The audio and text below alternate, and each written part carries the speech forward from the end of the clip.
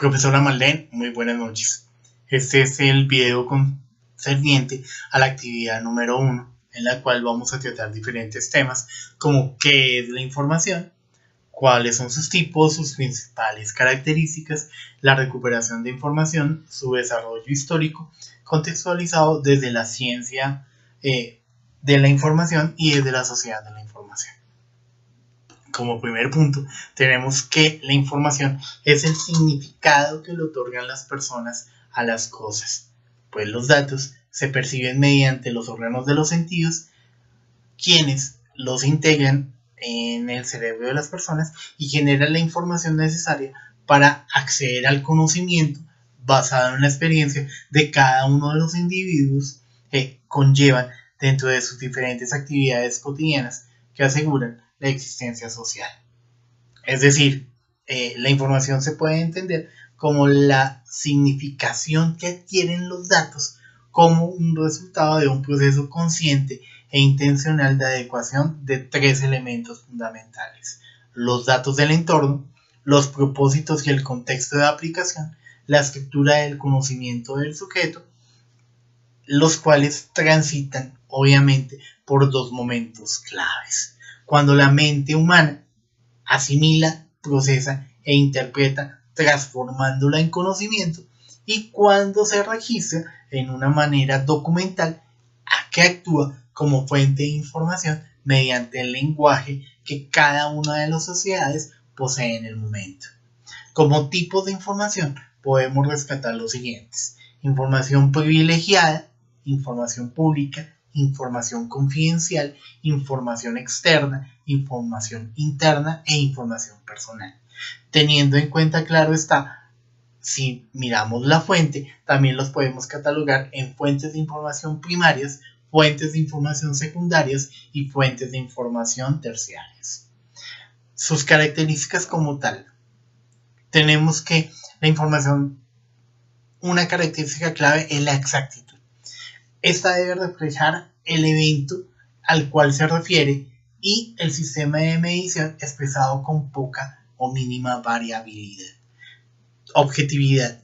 La información debe ser el producto de criterios establecidos que permitan la interpretación de una forma estándar por diferentes personas en circunstancias diversas de tiempo y lugar. Es decir, la objetividad debe ser consecuente a que una expresión, un significado, algo que nos conlleve algo, no puede ser diferente mediante dos personas, sino tiene que llevar la misma línea de trazabilidad. Válida. Se refiere a que toda la información ha de permitir medir en forma precisa el concepto que se estudia con criterios uniformes basados, claro está, en la trazabilidad del concepto. Continuidad. La información ha de ser generada de forma permanente de tal manera que exista la disponibilidad de los datos a través del proceso de vigilancia del mismo. Debe ser completa. Debe tener todos los datos, todas las variables previamente establecidas para cumplir con su finalidad, que es llevar a cabo el concepto de información que tiene lo que va a necesitar la persona en el momento. Debe ser oportuna. La información debe generarse y notificarse a la par de los acontecimientos que conllevan el trascender de ese tipo de situación, que permita tomar decisiones de una manera clara, concisa y ante todo inmediata. Debe ser comparable. Esta quiere decir que debe ser confrontada con datos similares a los que tengamos en eso para dar un concepto total, y es lo que es base del conocimiento. Recuperación de información como tal. Su concepto podemos decir de que, primero, su objetivo es proporcionar información relevante al usuario para satisfacer su necesidad de información. Que esta tiene tres características concisas: interdisciplinariedad, una estrecha relación con la tecnología de la información y una participación activa en la evolución de la sociedad de la información.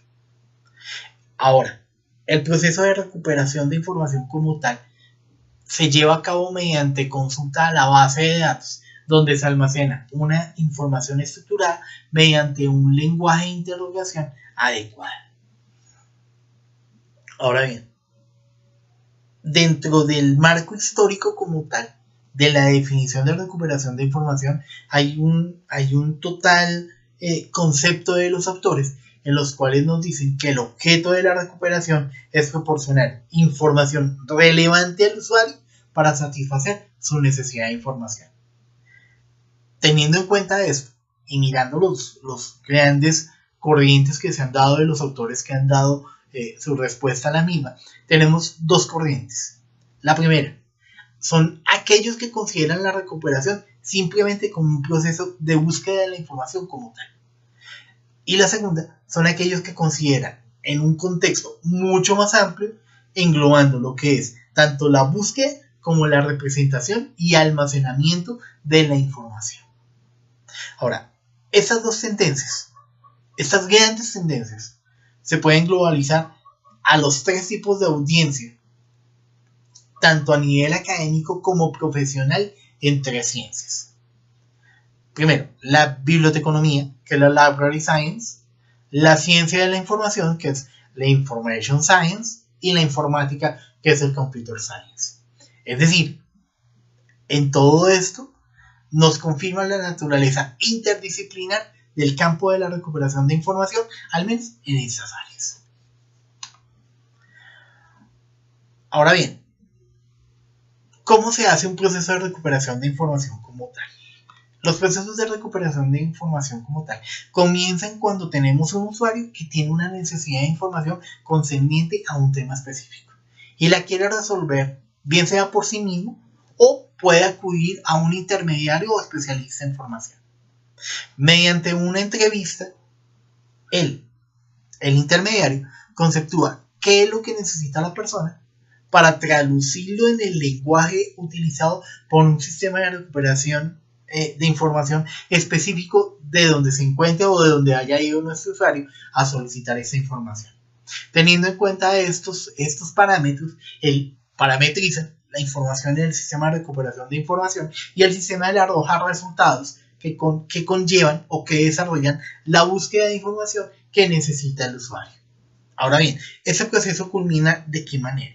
Puede culminar tanto si el usuario queda satisfecho con la información recibida por el sistema o simplemente el usuario dice no me interesa y simplemente vamos a realizar otro tipo de búsqueda de información. Entonces, ese en grosso modo es el gran parámetro para buscar la información y recuperarla como tal. Ahora, dos conceptos claves que se deben desarrollar a lo largo cuando miremos el proceso de historia de la recuperación de la información es, primero, los conceptos claves, ¿cuáles son? Sociedad de la información. Ante todo es la posición alcanzada por el sector de la información, la cual tiene que o da para impulsar el desarrollo económico social de una sociedad. ¿Y qué sociedad? La moderna. Esa sociedad moderna cambia completamente la forma de vida de quienes vivimos en ella gracias al manejo que se le da de la información. Por tanto, esta información contribuye a la competitividad de cada una de las organizaciones que pues existen en nuestra sociedad. Así como tal, también necesitan educación y desarrollo las personas que tienen acceso a este tipo de información. Por eso es sociedad de la información. Y la sociedad del conocimiento ya en sí es la forma de organización social y técnica de la producción y gestión que se aprovecha, pues claro está, de la capacidad potencial de la productividad, que tiene que ver con la parte en la cual el conocimiento y la información se enlazan para fluir de una forma dinámica y darle nuevos conceptos, claro está, y herramientas a partir del uso de las nuevas tecnologías de información. Ahora bien, dentro de la evolución histórica de la recuperación de la información, tenemos 6 grandes etapas. La primera etapa, 1945-1955.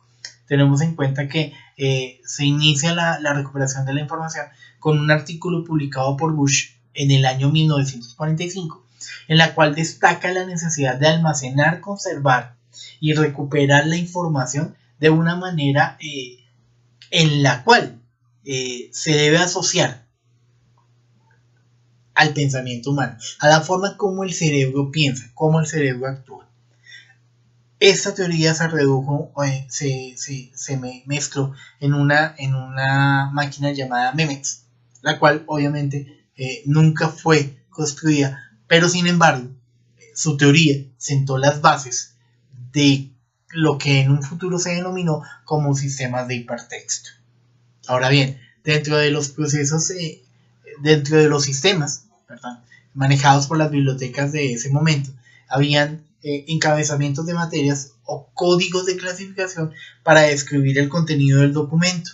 Eso se llamaba sistema precoordinado, pues los términos se coordinaban en el momento de la indiciación del documento.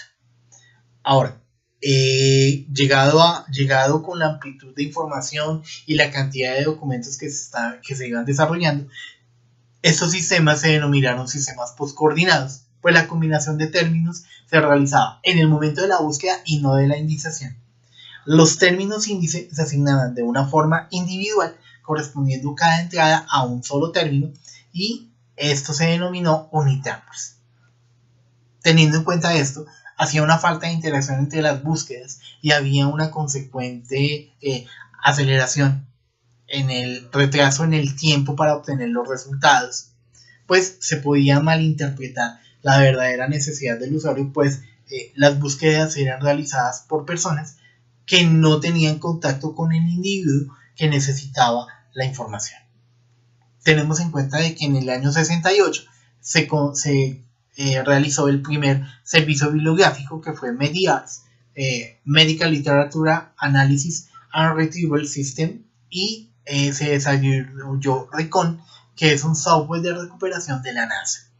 Asimismo, en el año 1967 nace la OCLC, el Ohio College Library Center, en la cual es una organización que pretende que todas las bibliotecas de Ohio se conectaran y pudieran compartir recursos y reducir costos.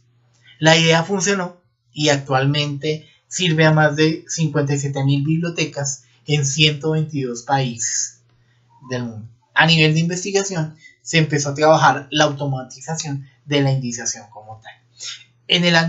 La siguiente etapa transcurre del año 1956 al año 1970, en la cual existen experimentos en recuperación de información.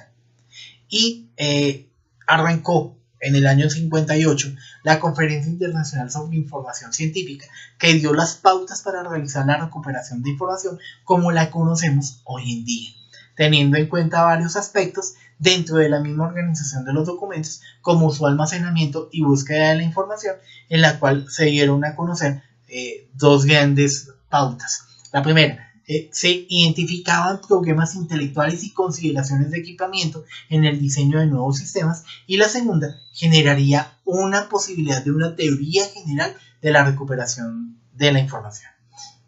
En esa misma época apareció el ARPA, entidad que desarrolló ARPANET, que lo podemos considerar el papá de Internet. Se empezaron a dar los primeros sistemas de recuperación automatizados, y su medio de almacenamiento eran las cintas magnéticas. Empezó a haber una mejora de los algoritmos informáticos. Se propusieron métodos de indiciación automática y ponderación de términos basados en frecuencia y localización dentro de los textos, algo fundamental en el futuro. Empezaron a darse generación automática de índices KWIC, Keyword in Context, de Yuvalun, y Haylor empezó a dictaminar su teoría acerca de la selección de palabras en base a la razón de su frecuencia, tanto en el documento como en la frecuencia de su idioma, término que conocemos hoy en día como el TF sobre el IDF. Además surge la idea de búsqueda en texto libre. Doyle empezó a trabajar la indiciación asociativa y Borko la clasificación automática, teniendo en cuenta la creación de tesaurus y resúmenes de trabajos. Asimismo, se introduce el concepto de feedback por relevancia. Recordemos que el feedback es la técnica para ampliar los resultados de una búsqueda incorporando términos de documentos relevantes. Tenemos también las primeras experiencias con técnicas de inteligencia artificial y el tratamiento del lenguaje natural. Ahora bien, en 1965, Nelson introduce los términos hipertexto e hipermedia. Asimismo, a nivel de evaluación de todas estas investigaciones, Cleverdon investiga el rendimiento de 4 sistemas de indexación, creando las bases matemáticas de la llamada y de la precisión como medidas de evaluación de los sistemas de recuperación de información, sentando, claro está, las bases de estos modelos, tanto de desarrollo como de investigación. De 1970 a 1980 tenemos como ejes el nacimiento y florecimiento de la industria de información online con los primeros sistemas de recuperación en funcionamiento, el refinamiento de las ideas y técnicas estadísticas en 2 modelos. Ya tenemos tanto el booleano, que ha estado trabajando desde hace mucho tiempo, como los sistemas vectoriales y probabilísticos. Tenemos ya implícitos sistemas de recuperación de información y se tiene en cuenta el crecimiento de la literatura científica, la automatización de datos y la gestión, obviamente de diversos factores, más eficiente de la información, teniendo en cuenta, claro está, los avances de la tecnología informática y en redes de comunicación que existen en el momento. Es utilizado el disco magnético ya como medio de información. Aparecen las primeras organizaciones que se encargan de producir bases de datos, y los sistemas de recuperación de información le dan una prioridad al sistema booleano para buscar información. Asimismo, la investigación se centra en el desarrollo de técnicas y métodos para la automatización de indexación, resúmenes y clasificaciones, concepción de tesauros y formulación de consultas. En 1980 a 1990 tenemos como características principales la rápida expansión de la industria online, una mayor sofisticación del software de recuperación para buscar en las bases de datos y la aparición del CD-ROM, básico como nueva casa de las bases de datos, claro está. A nivel de investigación se centra el paradigma en el usuario, ya como figura clave dentro de los procesos de recuperación de información. A partir de 1985 aparecen las primeras bases de datos ya colocadas e instaladas en los CD-ROM. Las bibliotecas y centros de documentación implementan los OPACs para que pueda tener acceso el público de una forma abierta. Evoluciona ARPANET gracias a la implementación del protocolo TCP/IP y se incorpora el DNS. En 1985 aparece el sistema de hipertexto y el hipercard para la búsqueda y recuperación de información, datos bases para la Internet. De 1990 al 2000 se caracteriza por la expansión de los ordenadores personales, la aparición de interfaces de búsqueda más amigables, la expansión de Internet, el desarrollo de motores de búsqueda y la naturaleza y dinámica del proceso de recuperación de la información. Aparecen los protocolos HTTP, HTML y URL que le dan un mayor soporte, un mayor cuerpo al Internet. Aparecen los primeros graficadores en los sistemas operativos en el año 93 y en el año 94 aparece el primer motor de búsqueda web crawler.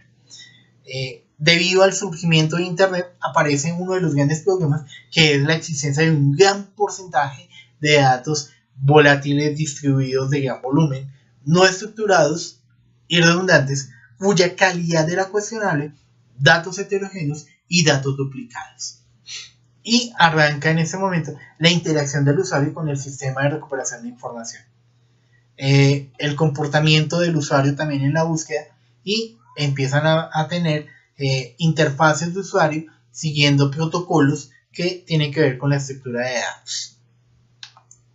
Desde la perspectiva de la ciencia de la información, los tipos de datos y documentos, métodos eficaces de tratamiento, diseño de interfaces que nos ayudan a ese tipo de experiencias. Ahora, la recuperación de información en la ciencia de información, podemos dar que es la aplicación del conjunto de técnicas, métodos y actividades para buscar, localizar y recuperar de una manera eficiente en los diversos sistemas de recuperación de información la información relevante que requiere el usuario y satisfacer así su necesidad de información, teniendo en cuenta las 3 grandes ciencias: la informática, la ciencia de la información y la documentación.